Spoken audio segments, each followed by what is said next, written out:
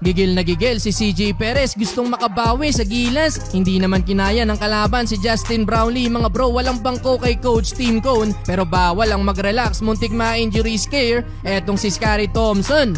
First game ng Gilas Pilipinas sa 5v5 men's basketball sa Asian Games. Nakaharap nila ang bansang Bahrain mga bro, kung saan naglalaro ang former best import sa PBA na si Wayne Chisim, pero makakaharap niya naman ang 6-time PBA champion at 3-time best import naman sa PBA na si Justin Brownlee. Starting 5 ng Gilas nandyan si Scotty Newsam of Tana, Brownlee at Junmar Fajardo. Unang nakabuta sa puntusan ng pambansang koponan, 2-man game Scotty to Junmar. Hindi nga lang naipasok ang floater, pero nandun ang putback ni Abay. Sipag naman sa rebound sa ngatet ni Calvin of Tana at Scary Thompson. Si JB naman mga bro, maaga ding nagparamdam sa kanyang opensa. As expected, no match kahit sinong local player ng Bahrain ang babantay sa kanya. Total of 9 points na para kay JB sa first quarter. Pero yun nga lang, outside shooting naman ang alas ng kalaban. Well, isa yan sa scouting report sa team ng Bahrain. Daming mga shooters. Wayne Chisim mga bro, medyo alat pa sa kanyang opensa. 3 points pa lang. 3 points din sa first quarter. Etong si CJ Perez, 22-18, apat lang ang lamang ng Gilas. Start of second quarter mga bro, mainit ang opensa ni CJ Perez. 7 straight points mula kay Predator.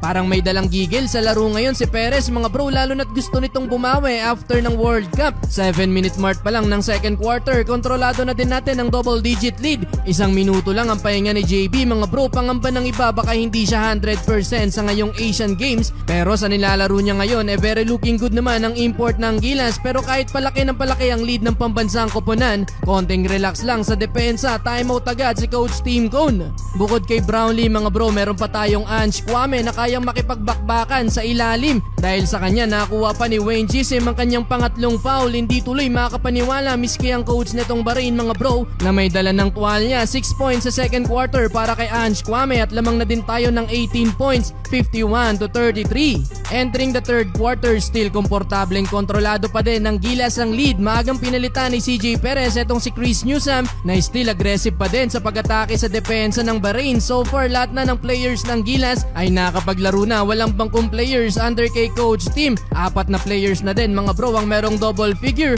Pumangapat dyan mga bro si Calvin of Tana na nakadalawang 3 points sa third quarter. Pareha silang may 10 points ni Ange Kwame. Justin Brownlee naman ang leading scorer pa din ng Gilas na merong 20 points. Under 3-minute mark mga bro, muntik ma-injury scare etong si Scary Thompson. Pangit ng pagkakabagsak sa pagsabay niya sa player ng Bahrain. Pero end of third quarter mga bro, magte-30 na ang kalamangan ng Gilas, 72-47. Well, fourth and final quarter mga bro, dahil sa laki na ng lamang ng Gilas Pilipinas, hindi na din nakabalik pa ang Bahrain at sa uli nakakuha ng pambansang koponan ang una nating panalo sa Asian Games.